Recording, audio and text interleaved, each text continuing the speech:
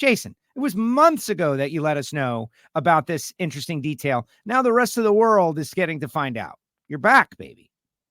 I'm maybe back. Yes. Yeah, that's the plan. Is it still up in the air? Can Bucky still, tell you no? I don't think Bucky's going to tell me no. He won't pull the pin, but the car's new. I've made 3 eighth-mile runs on it, and they were like anytime you run something brand new, it's a bit of a train wreck, we'll say. It ran shockingly good for as much of a train wreck as it was, but I've had a lot of things going on that have not allowed me to take the car out and test. But I'm going to go tomorrow. So, and barring me, striking something or something crazy happening, we're going. Yeah, we're going on.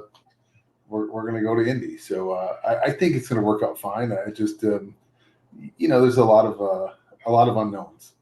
It's so exciting. Like, all right, this year though, I'm looking at the list of everybody that's going to be there, and it's insanity.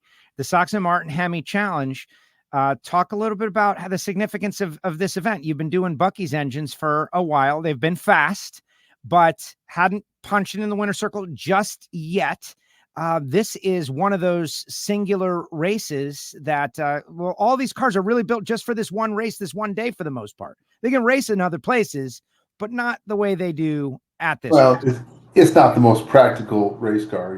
They require a lot of maintenance. Charlie Westcott's pretty much had a stranglehold on the class, and Charlie's he's the guy to beat, no question. Not maybe Charlie himself, but Charlie's guys for sure.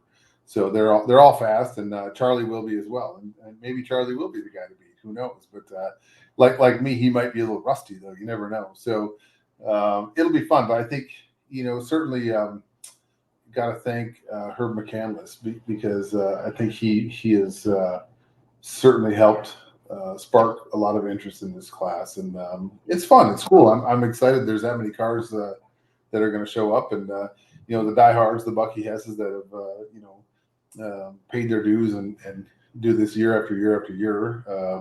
I think you got to thank them as well for being patient and having the the stick-to-itiveness to continue on. So they're cool cars. They're just not they're not cheap cool cars.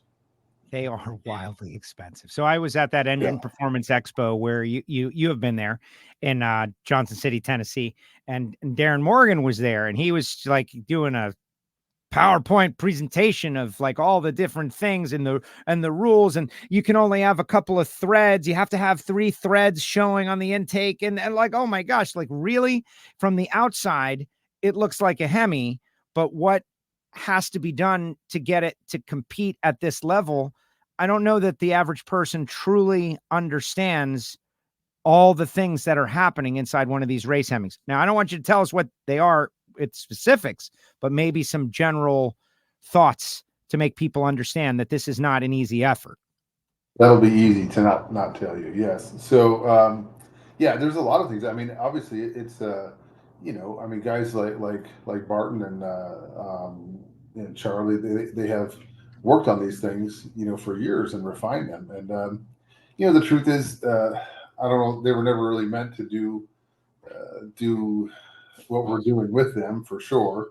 So that has brought some challenges for sure because, they run these things, super high engine speed and, some of the parts that they were allowed to use and some of the things they were allowed to do probably made it get a bit out of hand. But nonetheless, they're super cool and they're super fast. They are very fast. All right. So there was a period where automatics were the thing, and now that period seems to have gone.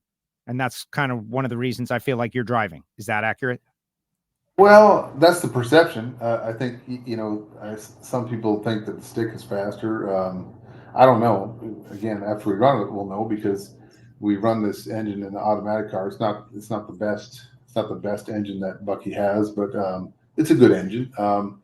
So it'll be interesting to see if we can make it be as fast or faster than the automatic. I really don't know the answer to that.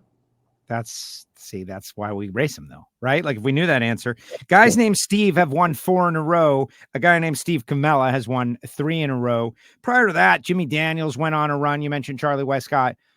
what do you think it is about, like, once you get to be the dominant guy, you stay the dominant guy for a little while?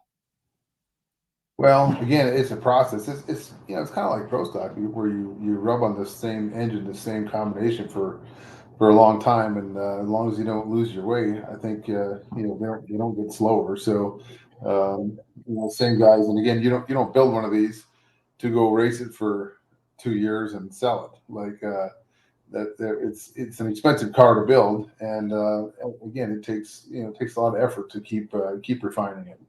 Amazing. Amazing. All right. So speaking of refining, as I understand it, and this is a photo that I grabbed from social media. I apologize to whoever I'm stealing it from. I'm sorry, but it's Bucky's car. And I am under the impression that this is a all new, never been seen before Travis Hess, who is, in my opinion, as good as it gets when it comes to paint and body and creativity and the old school candies and the paintwork and all the different stuff. Travis is amazing. If you don't follow him, you can get on the Instagram. Can you confirm this car's never been seen before? We're going to see something we've never seen before. Yeah, I've never been at a drag strip. I think Bucky and Travis, they took it to a car show.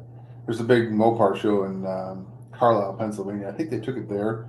But yeah, it's never been to a drag strip before, other than me testing it at John Bartunik's track in Union, South Carolina, making 3 runs with it. So, and there was I think there was 1 spectator there, maybe 2. So, yeah, never been seen by really anybody. So, yeah, it's a beautiful car. And Travis is, he's an unbelievable talent, and what he does is, I don't know, it's crazy, and it's beautiful. It's art, that's for sure.